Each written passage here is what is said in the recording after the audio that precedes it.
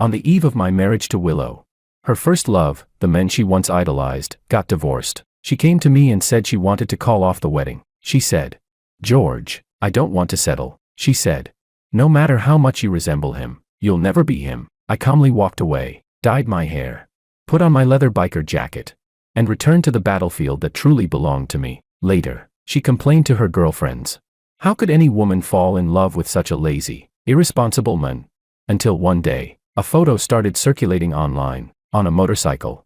A slender, fair hand rested on my chest, and I had my arm tightly wrapped around a woman's waist, raw desire practically spilling out of the frame. Then Willow finally called me. "George, who is she?" But the reply came from another woman's sultry voice. "Hello, Miss X. Allow me to introduce myself. I'm his legal wife." Chapter 01. I went to the jewelry store to pick up the custom-made wedding rings. In a month, it will be the day Willow and I get married. Although we designed the rings together, the style and the engraving were both chosen by Willow. As I looked at the initials WM in the private room, I couldn't help but feel that something wasn't quite right. The next second, I heard voices coming from outside. A woman said, "Hey, did you hear? Willow's first love, Makoto, just got divorced and came back to the country." Another replied, "I remember when he broke up with Willow 3 years ago, she was absolutely devastated." The first woman added, "Yeah, if George hadn't suddenly shown up and helped her through that dark time, she probably never would have recovered." The other said, "George, you mean that infamous playboy from City A? The one who used to waste his days racing motorcycles and living recklessly? Funny how a guy like that actually settled down for Willow. A real bad boy turned good story." Then came a hesitant laugh. "But now that Makoto's back, do you think the wedding will still happen?" "Well, the invitations have already gone out. If it gets cancelled, George will be the biggest joke in the whole social circle." After their voices faded away, I looked again at the initials WM, and a bitter realization started to dawn on me. I called Willow. She didn't answer the phone, but amid the noise in the background, I could still hear her voice say, "He's got no ambition. He's not even worth one of Makoto's fingers." Someone else protested, "Come on, Willow, that's harsh. He's rich enough already, why demand ambition too? Besides, George used to be a total rebel. He's changed so much for you, you can't want it all." Willow gave a cold laugh. "Changed? How much? He's been orbiting around me for 3 years like some pathetic simp." "Well, he finally managed to get me to marry him," another voice asked. "Willow, don't you like George?" Her tone turned frigid. "Would you like a dog?" There was a pause in the air. Then she sneered, "Because taming a wild wolf into a dog proves I'm damn good at training dogs." I hung up, stared into the mirror at the man in a sharp suit staring back, and suddenly, I laughed. That naive, obedient version of me. I've had enough of pretending to be him. Chapter 02. Willow hadn't come home for an entire week. I listed our marital home on a real estate platform. Every single brick and tile in that place had been bought by me, and now, I didn't want any of it anymore. After finishing up the paperwork, I finally received her call, asking to meet. Even though she was the one who asked, she was still the last to arrive. When she walked in, a tall, slender man stood by her side. Makoto. He looked somewhat like me, maybe about 50%. Makoto held Willow's hand tightly, as if afraid someone might hurt her. His entire posture screaming, "Protective boyfriend." The air instantly grew heavy. No one dared to speak. Everyone's eyes turned toward me. I stayed silent, glancing down at the red string bracelet on my wrist, its threads almost worn through. I tugged at the corner of my lips faintly. Finally, Willow walked up to me and said, "George, I'm not getting married." I lifted my eyelids and looked at her calmly. "You're calling off the wedding?" I asked, leaning against Makoto's chest. Her eyes filled with affection. She said softly, "Makoto's back. I don't want to settle anymore. No matter how much you resemble him, you'll never be him." She added, "Do you understand now? I don't love you." I nodded slightly. "Yeah." She looked at me, stunned, as if she hadn't expected me to take it so calmly. Then she said, "You know, this engagement was arranged by our parents. I loved Makoto for 5 years and waited for him for 3. Now that he's back, I don't have to keep wronging myself anymore." My patience was thinning. I frowned slightly and said, "Okay, you done?" Willow paused for a few seconds before continuing. "My family will handle our side of things. As for yours, you can deal with it yourself. The wedding's off." I replied, "Fine." Then I stood up and started walking toward the door. Just as I reached it, Willow suddenly called out, "George?" I turned around. She was still standing where she was, but I noticed her other hand, hanging by her side, was clenched tightly. I asked, "Something else?" She frowned. "Don't you have anything to say to me?" I thought for a moment. What I really wanted to say was, I envy you. Your true love came back to you. Mine never will. But all I said was, congratulations on your upcoming wedding. As I closed the door behind me, I heard voices from inside. No way. That's it. That's George's reaction. Willow, didn't you say he was crazy in love with you? He looks like he couldn't care less. Can you shut up already? Willow's annoyed voice cut through. I didn't look back. I should have known long ago. No matter how much Willow resembled her, she'd never truly be her. The real one would never have left me to fall into someone else's arms. Chapter 03. After walking out, I went into a barber shop. I got rid of the side part I'd kept for 3 years. When the sharp, golden hair appeared in the mirror, it felt like I was finally becoming myself again. Then, on my wrist, I had a new tattoo inked, Jene Recul Jamais, French, for I never retreat. Finally, I walked into a shop I hadn't stepped foot in for 3 years. David, bring my bike out. A shirtless mechanic came out from the back. He looked at me in shock, eyes reddening almost instantly. It took him a long moment to react before he stammered. George? I nodded. Yeah, it's me. He looked me up and down, still dazed. George, what are you doing here? My gaze fell on the 2 motorcycles parked in the most prominent spot. One white, one black. I smiled. They're still here, he said. George, I wipe them clean every day. They're as good as new. You could take either one out right now. Where do you want to go? Should I tell the guys? I shook my head. Just bring it out. I want to go for a ride alone. He nodded. All right. The moment I got on, that long-lost feeling surged back into me. It had been so long since I'd last ridden, almost as if, as long as I stayed off the bike, I could pretend that summer never happened. I turned to glance at the other one, the white Kawasaki, and thought of her. David followed my gaze, his eyes reddening again. He said quietly, I've been waiting for Sister Anna too. Little White has been sitting here untouched. I kept it beside yours, thinking maybe one day, they'd both hit the road again. Then he asked softly, George, it's been 3 years. If I manage to wait long enough for you to come back, do you think she'll come back too? I froze for a second. So it really had been 3 years, he said. Didn't they say if you listen to the clock that runs backwards 1,000 times, you'll see the one you miss? I've already done that. But Anna still hasn't come back. I turned my head away. My nose stung a little, but I still smiled and said, it's just something people say to comfort themselves. The dead can't come back to life. Then I started the engine. What David didn't know was that I'd already listened to that song 10,000 times. I rode all the way up to the mountain peak, looking down at the view below. I shouted into the night, Anna, I did everything you told me, settled down, started a career, so why haven't you come back? You said you'd show me how you look in a wedding dress, but in the end, I can't even see you anymore. Tears slid down my cheeks. I muttered, damn, the wind's so strong, it's getting in my eyes. On the empty mountaintop, the night stretched out into a sea of stars. The moonlight cast its soft, silvery glow across the land, making everything feel gentle again. Behind me, there was a faint rustling sound. I spun around sharply, but no one was there. It was only the sound of insects in the grass. Chapter 04. After calming myself down, I rode down the mountain, but suddenly, the white Kawasaki was gone. David. I jumped off the bike and shouted toward the shop.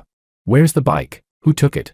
Then, behind me, a horn blared. My heart started pounding faster than it ever had before. I took a deep breath and slowly turned around. Under the dim streetlight, Anna leaned casually against the motorcycle, dressed in a black, skin-tight outfit. Her sharp, striking features just as wild and defiant as ever. She raised an eyebrow at me and said, so, how strong's that wind? Then she smirked, her tone teasing and bold. Try hard badass, tough mouth. Ah. Chapter 05. It felt like time had turned back. To the very first time I met her, my parents had been fighting again, arguing because I refused to follow the rules. They beat me hard that day. All I did was tell them to stop tormenting each other and just get divorced already. Was that really so wrong? I ran away, trying to process everything alone, and then, suddenly, I heard a lazy, teasing voice behind me. Hey, pretty boy, crying out here by yourself? I turned away, irritation in my tone. Don't talk nonsense. The wind's too strong, it got in my eyes. She gave a small, amused smile. Try hard badass, tough mouth. Ah. Anna sat down next to me, resting her chin on one hand, and handed me a tissue. She said softly, being alone feels heavy, doesn't it? You don't know me, and I don't know you. So let me just be a quiet listener. That year, we were both 14. I didn't tell her what had happened, but she sat with me the entire afternoon. Later, I found out who she was, a student from the neighboring school. A troublemaker the teachers didn't like. A so-called delinquent girl. People whispered that she was a bastard child. One without a father since birth. Maybe it was fate. Slowly, we got to know each other. She introduced me to her friends, shared their secret hideout with me, and told me to be unapologetically myself, because, she said, some people out there will love you just the way you are. When I was upset or fighting with my family, she would appear out of nowhere, telling me I wasn't alone. She even stood up for me, putting those in their place who gossiped about me, saying I was no good. She said, "George, good and bad are always relative. If your personal choices don't harm anyone, or violate what's truly right, then no one has the right to judge you. You are who you are." And I, in turn, defended her against those who called her a bastard. When she broke down crying, I stayed by her side, held her gently, and let her pour it all out. I told her, "Anna, you don't have to be anything. No one should ever be forced to do what the law doesn't demand. Your existence alone gives meaning." We were like two people drifting in the deep sea, and finally, we found the same piece of driftwood to hold on to. Anna and I grew closer and closer. After graduating high school, we fell in love. That night, a group of us rode our bikes up the mountain, shouting into the night to celebrate our coming of age. Then, quietly, behind everyone else, I took her hand, and we ran. In that vast night, only our breath and laughter filled the air. She laughed behind me and asked, "George, doesn't this feel like we're eloping?" I still remember that summer, the fullest moon, the brightest stars, the sweetest sound of cicadas, and the most sincere eyes of a young girl. Under the blanket of stars, we hugged and kissed. In that moment, it felt like forever. Chapter 06. Anna, you're finally back.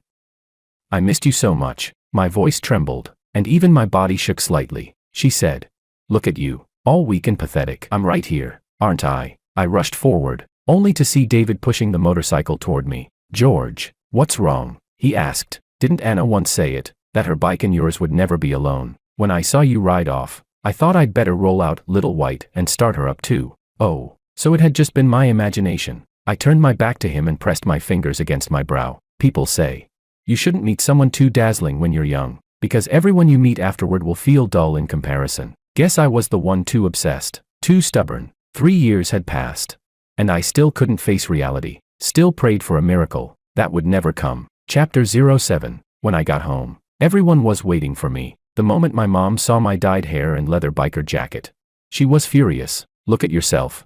What do you even look like now? Not a trace of the Wong air in you." No wonder Willow called off the engagement. I stood at the doorway, suddenly not wanting to go in at all. When I turned to leave, my father's voice barked, "Where the hell do you think you're going?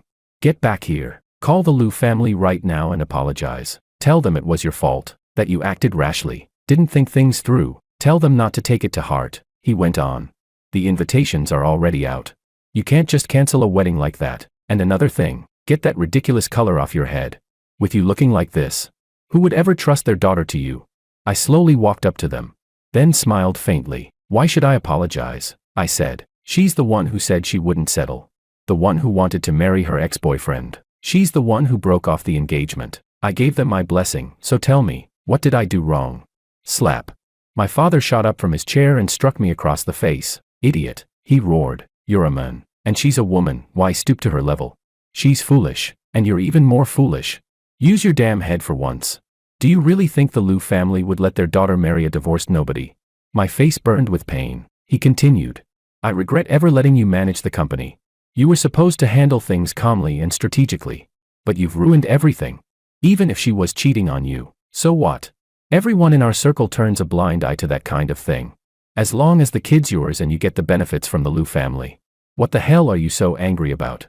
I tilted my head slightly, tongue pressing against the inside of my cheek, and gave a small, cold smile. "You two can both play your own games, but sorry, I can't live like that." My father's chest heaved violently. He grabbed the cup from the table and hurled it at me. "Useless. That filthy woman's been dead for 3 years. And you're still moping around like this. How did I end up with such a worthless son?" Then he shouted, "George, I'll say it again. This marriage will not be cancelled. Even if it kills you, you'll at least leave the Wong family an heir first." Chapter 08. I didn't manage to dodge the glass. It grazed my face and opened a cut above my eyebrow. For a brief moment, memories struck me all at once. After Anna fell off the cliff, I sank into a deep depression. I tried to take my own life. The servants found me just in time and saved me. My parents said I was ungrateful. That as the son of a wealthy family, living surrounded by privilege, how could I afford to fall ill like that? Maybe they were right, or maybe not. But just as they never understood me, I could never understand them. I couldn't be like my father, capable of doing anything for self-interest. Nor like my mother, always pretending to have feelings she didn't. I always believed that a person should have moral boundaries, whether toward employees or toward enemies. And why could I never understand them? Perhaps because, for as long as I could remember, each of them had their own family outside. So I never understood, if they didn't love each other, why did they bring me into this world? Until the company fell into crisis. Then they decided I had to marry the daughter of the Liu clan. I refused, and they threw a photo in my face. It was Willow Liu. Stop acting like a martyr, they said. If you really don't want to live, then go ahead and die. I lowered my head and looked at the photo. For a moment, I thought Anna had come back. They looked too much alike, especially their eyes, as if a dying man had found one last ray of hope. I agreed to meet her, on the condition that my father start transferring some company power to me. So, to prove that I had matured, I completely changed my image. I wanted to stay by Willow's side, because even if it was only for that face, it was enough for me. I never expected Willow to take the initiative and leave me her contact information. She made the first move, and so, we ended up together. Later, I realized she was only using me as a substitute too. We were merely satisfying each other's needs. So, when she told me to quit smoking, I did. When she asked me to learn how to cook, I learned. When she wanted me to buy a villa, I bought one.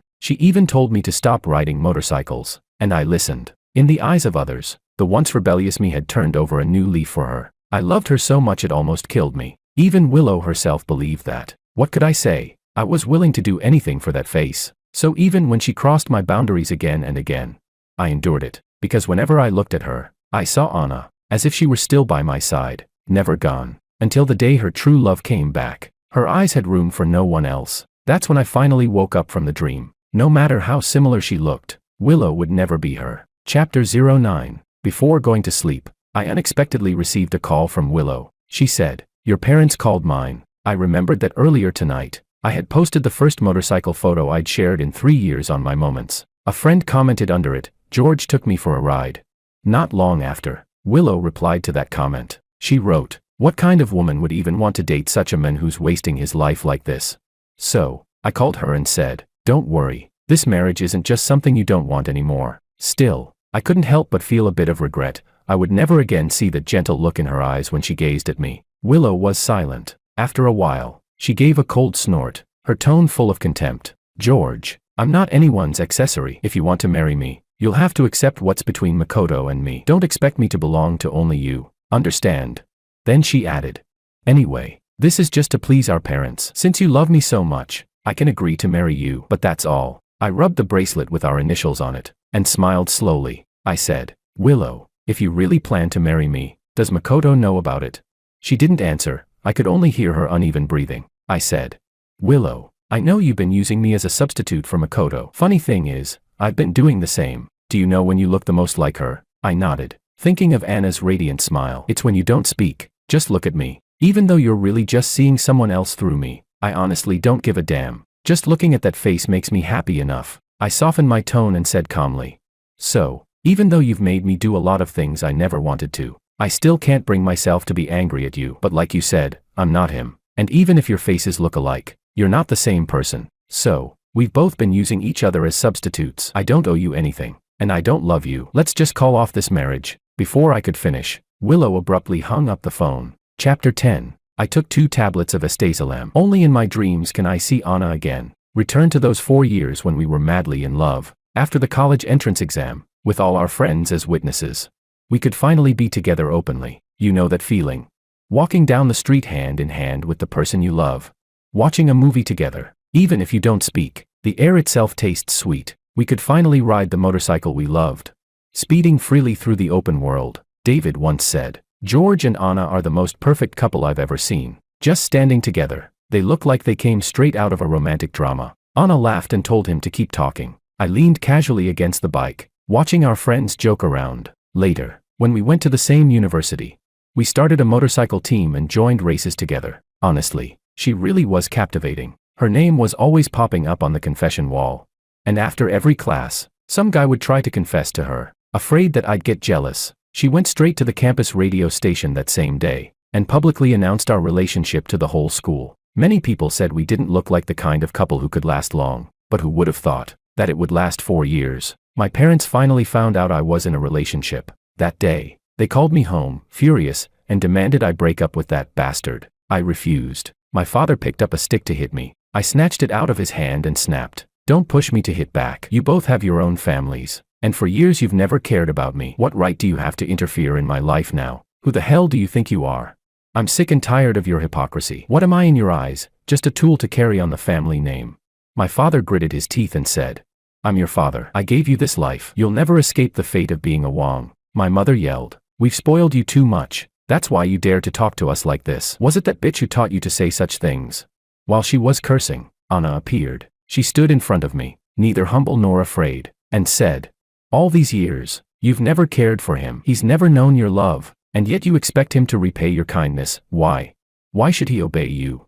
He's the person I love most. You may not love him, but I do." My mother, enraged, raised her hand to slap her. Before she could, I shoved her away. That day, I held Anna's hand and walked out of that house. Neither of us spoke. We just sat there in silence all night. We made a promise, after graduation, we'd get married, but just before graduation, strange things started happening. I was being followed for no reason. Sometimes, flower pots would fall when I walked by. Anna began acting distracted, absent-minded. One day, she suddenly asked me, "If one day I'm gone, what will you do?"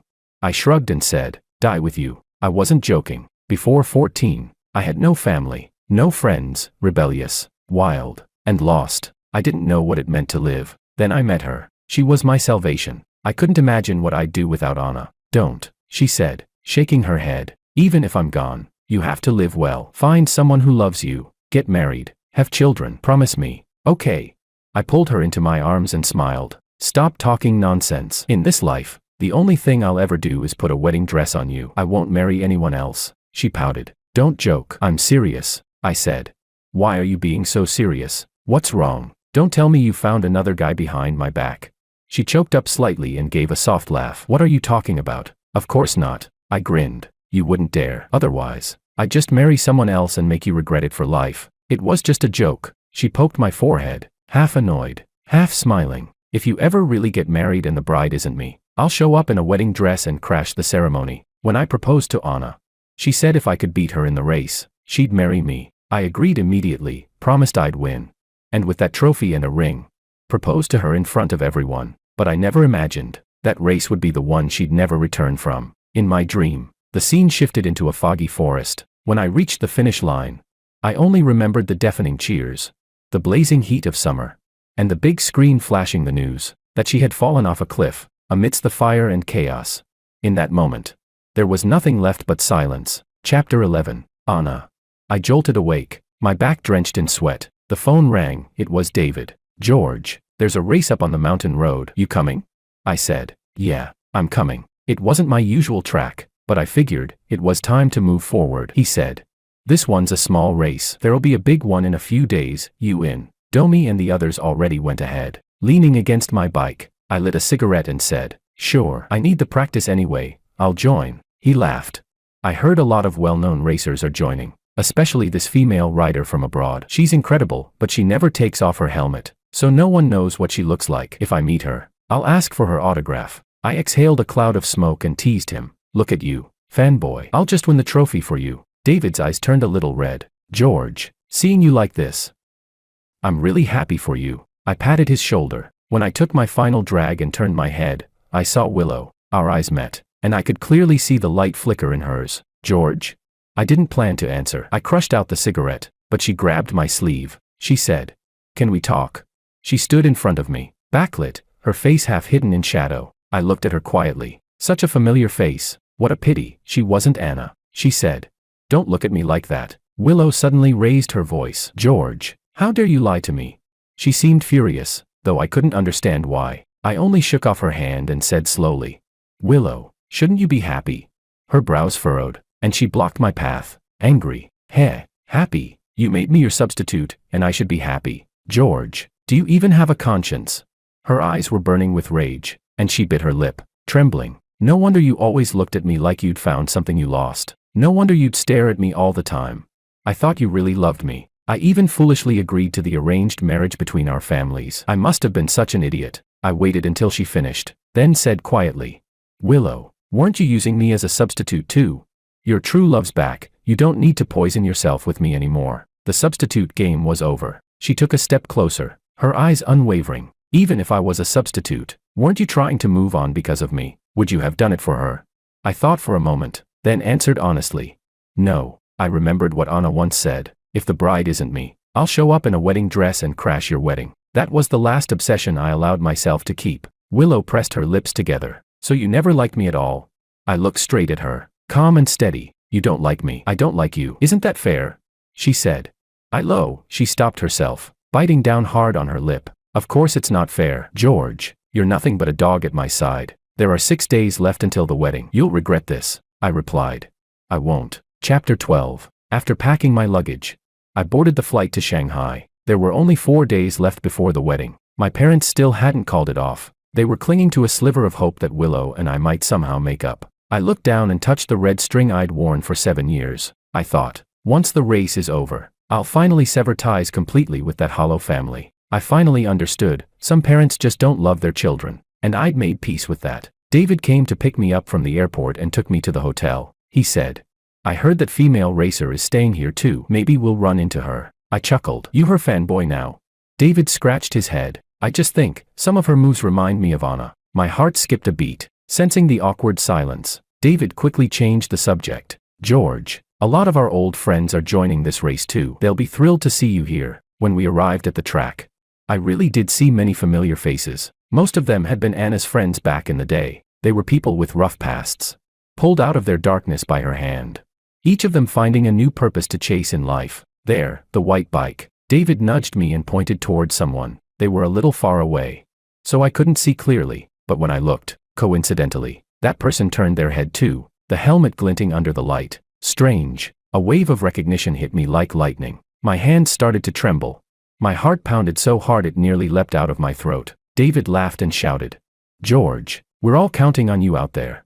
As the countdown for the race began, I locked my eyes on that white motorcycle. Suddenly, I remembered the race from 3 years ago, the one before everything fell apart. Before the start, Anna had said to me, if you can beat me, I'll marry you. And I had promised her, with all the confidence in the world, that I'd win the trophy and propose to her under the cheers of the crowd. The engines roared to life. David seemed to shout something at me, but I couldn't make it out. At that moment, I could only see one thing, that white blur ahead of me. I thought, I need an answer, no matter who she is. I have to see the face beneath that helmet. The timer hit 0. I shot forward like an arrow loosed from a bow, racing as if my life depended on it. Chapter 13. The wind roared past my ears, like 1,000 horses charging all at once. I pushed the throttle inch by inch to its limit. My fingertips went numb from the vibration, and even my breath carried the bitter taste of gasoline. The curve loomed ahead. The screech of rubber scraping asphalt sliced through my nerves. I leaned into it by instinct, tilting, cutting through the bend, accelerating out. In my eyes, there was only that flash of white ahead. Her taillight flickered once in front of me, and I closed the distance, chasing it relentlessly. Every heartbeat pulsed in rhythm with that red light. Time stretched thin, the world fading into gray and white. Only the roar of engines filling my ears. Just a little closer, a little more. I could almost hear the rush of blood pounding through my veins. On the final corner, she slowed. I didn't. In that instant, I didn't know whether I wanted to win, or just prove she was real. The checkered flag fluttered in the wind. I heard voices shouting in the distance. My tires left long black trails.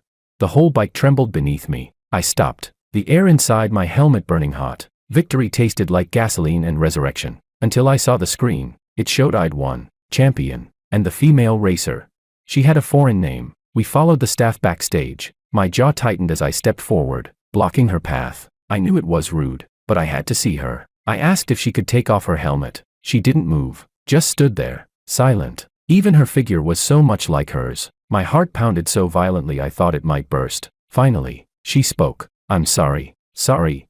In that moment, everything around me turned cold. So it wasn't her. Of course not. I remembered that summer, Anna asking me, if I'm gone one day, what will you do?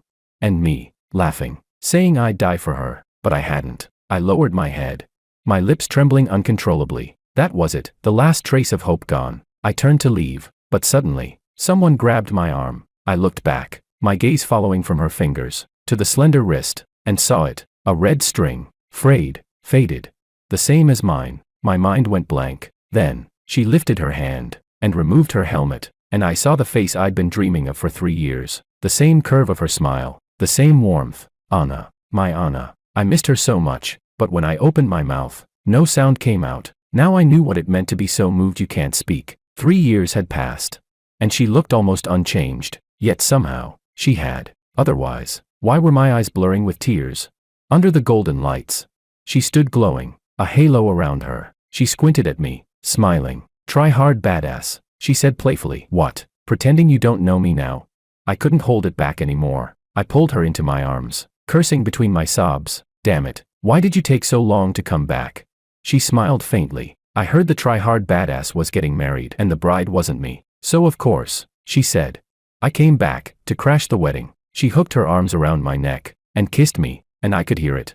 That subtle tremor and choked breath, hidden inside her voice. Chapter 14. I held her, tightly, desperately, afraid that if I loosened my grip even a little, I'd wake up and realize this was all just a dream. I was so tired, so even if this was an illusion, let me stay asleep just a little longer. She bit her lip and whispered, I'm sorry. I promised that if you beat me, I'd marry you, but I broke that promise for 3 years. Her eyes softened. Do you blame me?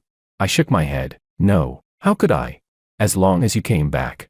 I don't need anything else. I just need you. That day, at the awards ceremony, I offered the trophy to Anna. As I looked at her, the woman before me overlapped with the girl from years ago. A proposal, 3 years late, and finally, a perfect ending. Chapter 15. That night, we turned all the longing of the past years into movement, again and again, claiming each other through sweat and tears. Even when we were completely exhausted, neither of us wanted to stop. In the end, she lay in my arms and finally began to tell me everything that had happened over the years. It was a dramatic story, almost absurd. The reason Anna and Willow looked so much alike was because they were truly sisters. Anna's mother had also been a rich young heiress who fell in love freely with Anna's father. But Willow's mother interfered, drugged Anna's father, got pregnant, and took her place. Unable to tolerate such betrayal, Anna's mother left, only to find herself pregnant as well. Later, when Willow's mother learned of their existence, she secretly used her power to suppress them. That pressure slowly turned Anna's mother bitter,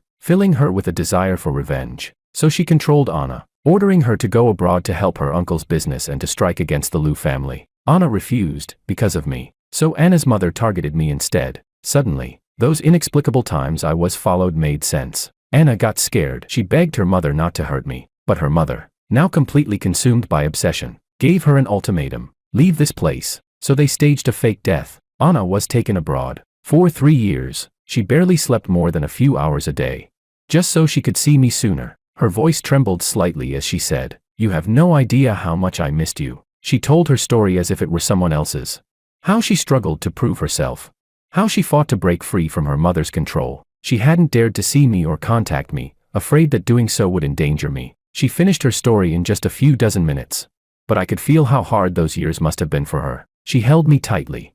And I held her even tighter, as if I could merge her into my very bones. Anna's voice trembled as she said, Every time I missed you so much I thought I'd go insane.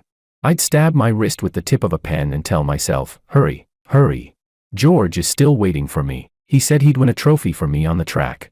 That he'd marry me. He's so stubborn, he'll wait for me forever. So I studied like crazy, bit by bit breaking free from her control.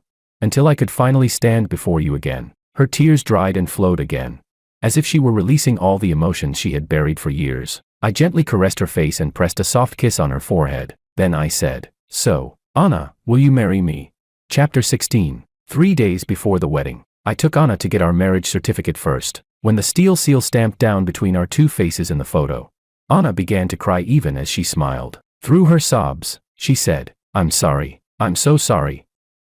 I came too late. I scrambled to wipe away her tears, cupping her face gently. I shook my head and said softly, As long as the ending is you, it doesn't matter if you came late. At that same time, a photo suddenly began spreading around our circle. On a motorcycle, a slender, fair hand rested against the chest of a racing champion, and his arm was wrapped tightly around the woman's waist. The screen seemed to overflow with raw hormones. It was taken right after the race that day, by David and the others at the track. No one knew how the photo got out. But even people in our community had seen it. As soon as someone posted the photo in the group chat, it exploded with comments. Wait, doesn't that guy look exactly like George? No way, did George turn into this now? Could they be long-lost brothers or something? Then someone added, this actually looks like how George used to be. Another chimed in, that girl in the photo kinda looks like Willow. Wow, since when did Willow start riding motorcycles? Someone else replied, that's not Willow, looks like some female writer from abroad. Gotta admit though, they look good together. Then another said, but didn't Willow just tell us yesterday that George would regret it before the wedding, that he'd come crawling back, begging her to marry him? Ha, someone responded. So Willow really thought George would die without her. Turns out she was just the stand-in all along. While Anna was trying on her wedding dress in our bridal suite, I got a call from Willow. Her voice was cold. George, who is she? Anna took the phone from my hand. She looked up at me with a lazy, amused smile and said into the receiver, Miss Ex-Girlfriend, let me introduce myself. I'm his legal wife. Chapter 17. Anna and I met up with everyone on the mountain road. We rode our beloved bikes, racing all the way to the summit. Everyone was laughing and crying at once. From behind me, she held my hand tightly. It felt just like that summer when we were 18 again. I laughed and said, Anna, how about running away with me? Her eyes shimmered with tears. This time, she grabbed my hand. And together we ran through the summer night. Anna tiptoed and kissed the corner of my lips. But I turned the tables, grabbing her waist and pulling her into a deep, lingering kiss. That familiar softness, that wild passion, none of it could compare to the joy of finding each other again. It made up for our burning, reckless, romantic, shattered youth, a love that once had no ending. I don't know if what we had was redemption for each other. I only know that in every journey we take, love is the greatest, truest answer. Chapter 18. We partied half the night at David's shop and only fell asleep when dawn was breaking. When I woke up, everyone was sprawled across the floor in every possible position. I really liked this kind of atmosphere. I planned to step outside and feel the cool mountain air, but unexpectedly, I saw Willow. She was sitting under a telephone pole, looking utterly exhausted, dark circles under her eyes. I had no idea when she'd arrived, or how long she'd been there, or what she wanted. I didn't want to see her, but she got up and blocked my way before I could turn around. George, she said, let's get married. She pulled a household registration book from her coat. I didn't know what kind of game she was playing. I took a step back, raised my hand to show my wedding ring, and said, Willow, I'm already married. She froze in place when she heard that. Then she asked, you married that little rebel girl? I nodded. She snapped, furious. How can you marry anyone? You've only known her for a few days. Why can she? But I. She stopped mid-sentence, her tone softening. Looking at me quietly, she bit her lip and said, I haven't told my family to cancel the wedding yet. 2 days from now, let's just go through with it as planned. Okay. I shook my head. The wedding won't be canceled. I'll just change the bride. For a second, she was completely stunned. Then she laughed bitterly and scoffed. If your wife finds out she's just a stand-in, she'll definitely divorce you. George, don't be stupid. I'm your best choice. Oh, Willow didn't know. Anna was the one I had loved all along. The next second, a woman's voice came from behind me. Don't worry, we won't be getting divorced. Anna walked up, wrapped her arm around mine, and tiptoed to press a kiss on my lips. Then she said calmly, because those who betray will go to hell. Staring at the face so similar to her own, Willow said nothing. She just turned and walked away, lost and broken. Chapter 19. 2 days before the wedding, Anna and I were busy editing the guest list, only inviting our closest friends, wanting this to be our wedding. We were both exhausted from the endless planning, when I unexpectedly got a call from Makoto. His voice on the other end was weak and pleading. Can you see Willow? She's been drinking so much she got a stomach ulcer. She's in the hospital. I frowned, confused. What does that have to do with me? Makoto sighed deeply. I used to think Willow was really still waiting for me. He continued. I thought when I came back, she'd finally choose me without hesitation. For a week, she stayed with me, but she kept looking at her phone. I knew she was waiting for your message. You never called her, not even once. So she came to see you and said she wanted to break off the engagement, just to provoke you, he said. But you walked away so calmly. You have no idea how insane she went after you left. That's when I realized, in this whole stand-in game, she'd actually fallen for you, he added quietly. When she found out you were with someone else, she even murmured your name in her sleep. I frowned and cut him off. I'm not interested in hearing this. I never had feelings for her, I said. Not once, I said. She's the same, just unwilling to accept that she lost control in this relationship. Then I hung up. Chapter 20. The day before the wedding. Wang Corporation and Su Corporation announced a high-profile joint acquisition of the Liu Group. Only then did everyone finally realize the Liu family had an illegitimate daughter living abroad all along, but instead of fighting for inheritance, she and her mother had joined forces for revenge. That day, everyone online was also buzzing about another thing: how much Anna Su looked like Willow. And at that exact moment, I announced that I would marry my first love from youth, the wedding set for the next day. That's when everyone connected the dots. The mysterious female racer was her. She was my love who had returned from the dead. My father was overjoyed, praising me for being farsighted. He said proudly, "You truly take after me, better than the master himself." But that very day, I brought Anna home and told them that from this moment on, I was cutting all ties with them. I'd never been able to do it before. Kept tearing myself apart inside, because I thought they gave me life, because deep down, I still had illusions. I wanted their understanding, but coming into this world wasn't my choice, and since I'm already here, I'm my own person. When I was writhing in pain again and again, they stood at a distance, watching me drown in that dark ocean, never once reaching out to save me. If I can't have it, then I won't want it anymore. After all, not everyone in this world is born with family love. Learning to accept the absence of certain emotions, that too is part of growing up. When I left, my parents stood before me. For the first time, I saw panic on their faces, but that no longer had anything to do with me. Chapter 21. The wedding day. Anna wore the wedding gown I had prepared long ago. It fit her perfectly. She looked at me and asked, "How did you know I'd come back?" I pinched her cheek gently and smiled. "I didn't know if you would," I said, "but I reserved the meaning of your return." I wore the suit she had chosen for me. Gone was the reckless arrogance of my youth, replaced by calm maturity and quiet warmth. I wrapped my arms around her from behind. Looking into the mirror at our reflection, my eyes grew slightly red. This day, I had waited too long for it. Anna turned and kissed the corner of my lips. She teased softly, "Try hard, badass. How strong is the wind this time? Why are your eyes teary again?" That one line, it hit me right in the heart. I'd once imagined her saying that to me at the foot of the mountain, but it had only been an illusion then. Now that illusion had come true. What was lost had been found again. Heaven had been far too kind to me. I lowered my head and kissed her eyes, smiling as I said, "I was just thinking, there's someone who misses me. Someone who'll wait to see the spring rain, the summer wind, the autumn leaves, and the winter snow with me." So even when I was alone, I kept moving forward, fearless, because I believed that at the end of every cliff, the wild wind still blows, and the one I love will be there, waiting to say, "Hello, we meet again."